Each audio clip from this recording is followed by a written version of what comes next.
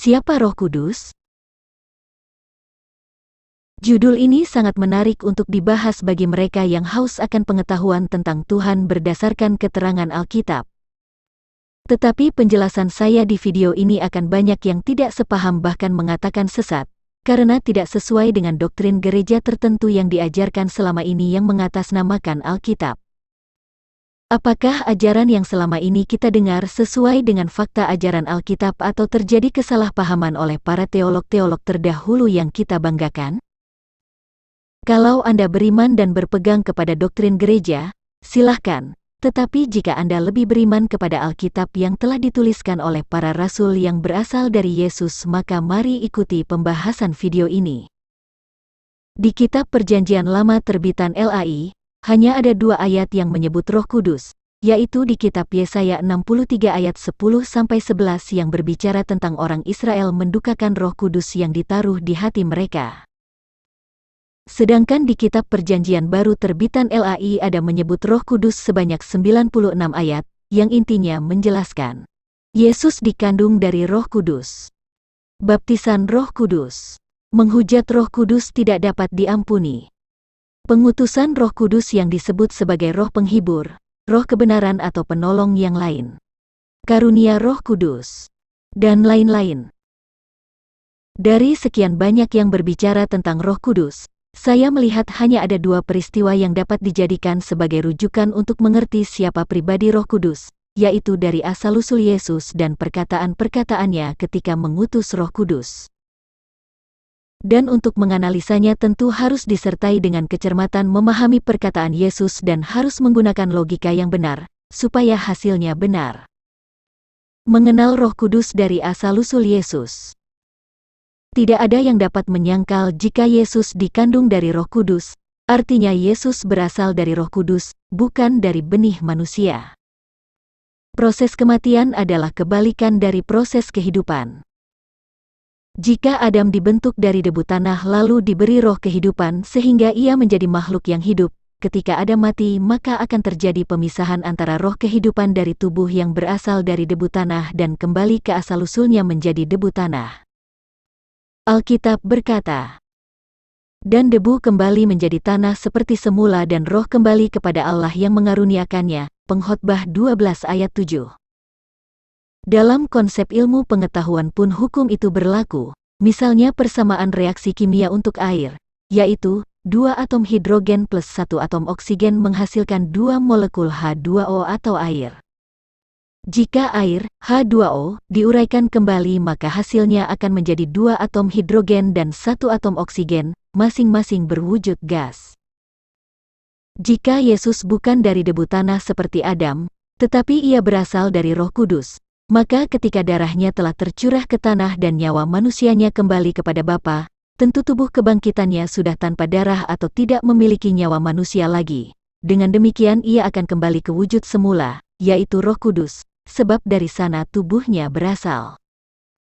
Dari sini dapat kita pastikan bahwa tubuh kebangkitan Yesus adalah dengan tubuh sorgawi yaitu Roh Kudus. Makanya tubuh kebangkitannya disebut menampakkan diri, dapat muncul dan menghilang tiba-tiba, dan butuh 40 hari ia di bumi sebelum naik ke sorga dengan wujud yang sama dengan wujudnya ketika turun dari sorga. Alkitab berkata, saudara-saudara, inilah yang hendak kukatakan kepadamu, yaitu bahwa daging dan darah tidak mendapat bagian dalam kerajaan Allah dan bahwa yang binasa tidak mendapat bagian dalam apa yang tidak binasa. 1 Korintus 15 ayat 50. Mengenal Roh Kudus ketika diutus. Injil Yohanes 14 ayat 16-31 adalah berita tentang pengutusan seorang penolong yang lain, Roh Kebenaran, yaitu Roh Kudus. Untuk itu, mari kita simak ayat-ayat berikut ini. Injil Yohanes 14 ayat 16-20. Aku akan minta kepada Bapa, dan ia akan memberikan kepadamu seorang penolong yang lain, supaya ia menyertai kamu selama-lamanya. Yaitu Roh Kebenaran. Dunia tidak dapat menerima dia, sebab dunia tidak melihat dia dan tidak mengenal dia, tetapi kamu mengenal dia, sebab ia menyertai kamu dan akan diam di dalam kamu. Aku tidak akan meninggalkan kamu sebagai yatim piatu, aku datang kembali kepadamu. Tinggal sesaat lagi dan dunia tidak akan melihat aku lagi, tetapi kamu melihat aku, sebab aku hidup dan kamu pun akan hidup.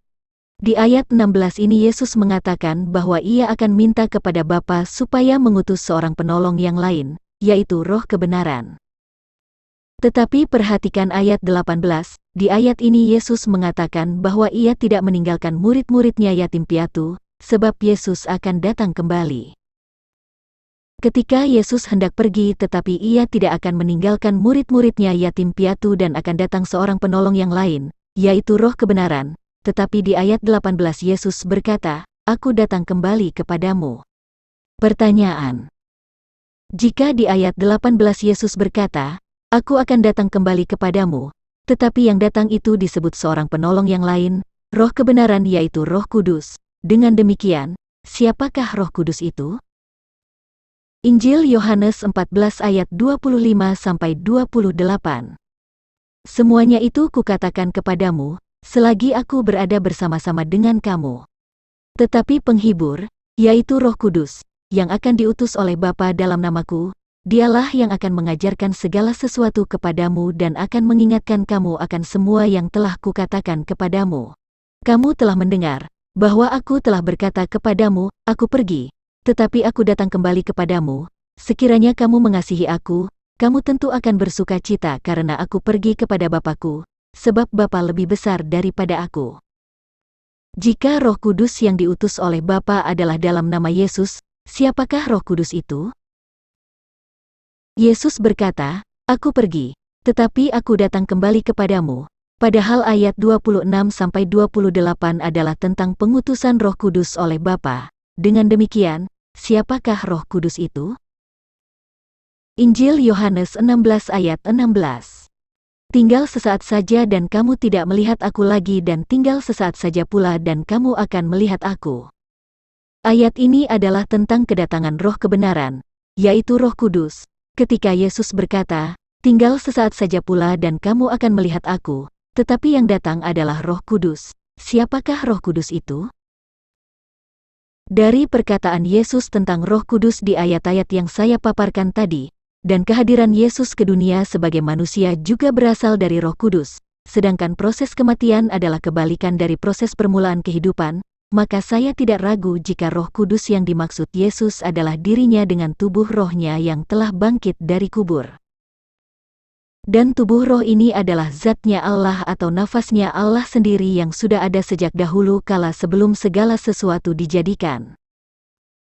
Yesus datang kembali dengan tubuh Roh Kudus tanpa roh Allah, sebab ia tidak memberitakan hukum-hukum yang baru selain apa yang telah disampaikannya kepada para rasul. Dari apa yang sudah saya jelaskan sebelumnya tentang roh Allah dan juga Roh Kudus dalam video ini, maka kita dapat mengerti jika roh Allah dan Roh Kudus secara substansi adalah roh yang berbeda. Roh Allah adalah jiwa Allah, yaitu pikiran dan kehendak Allah yang menjadi sumber hukum, baik hukum Taurat dan hukum alam, misalnya tentang ilmu biologi, kimia, fisika, dan lain-lain. Sedangkan Roh Kudus adalah zatnya, nafasnya, sumber kehidupan segala makhluk, yang menyertai orang-orang beriman, dan lain-lain. Kedua roh ini bersemayam di dalam terang, di dalam kerajaannya di sorga, yang disebut Allah atau Elohim atau Bapa yang bernama Yesus, atau dahulu dikenal dengan nama YHWH. Tentang nama Bapa, silahkan baca Yohanes 17 ayat 6, ayat 11, dan ayat 12. Yesus berkata, Yohanes 17 ayat 6, "Aku telah menyatakan namamu kepada semua orang, yang engkau berikan kepadaku dari dunia," dan seterusnya. Yohanes 17 ayat 11, "Ya Bapa yang kudus, peliharalah mereka dalam namamu, yaitu namamu yang telah engkau berikan kepadaku," dan seterusnya. Yohanes 17 ayat 12, "Aku memelihara mereka dalam namamu, yaitu namamu yang telah engkau berikan kepadaku," dan seterusnya. Mungkin ada yang bertanya, mengapa Roh Kudus ketika disatukan dengan nyawa manusia atau darah ketika di dalam rahim dapat menjelma menjadi manusia? Kalau saya tanya balik untuk membuka logika Anda, mengapa dua atom gas hidrogen jika bereaksi dengan gas oksigen dapat membentuk air, H2O? Pendapat yang mengatakan Yesus berasal dari sel telur Maria adalah keliru, sebab sel telur hubungannya dengan 23 kromosom X yang membutuhkan 23 kromosom Y dari sperma laki-laki supaya terbentuk embrio atau janin laki-laki, dan tidak mungkin Roh Kudus berubah menjadi sel sperma laki-laki. Jika Yesus berasal dari sel telur Maria, itu artinya Yesus dianggap sebagai makhluk alamiah yang berasal dari debu, dan baru ada setelah dilahirkan oleh Maria. Padahal Alkitab sangat jelas mengatakan jika Yesus sudah ada sebelum dunia dijadikan, dan Yesus adalah yang awal dan yang akhir, Alfa dan Omega. Masih banyak misteri di alam raya ini yang masih belum dapat dipelajari karena keterbatasan kemampuan manusia, terlebih sesuatu yang tidak dapat diamati, sedangkan benda yang dapat dilihat saja masih banyak yang tidak diketahui manusia. Video berikutnya saya akan membahas tentang Tritunggal Allah berdasarkan tabel kebenaran di bawah ini.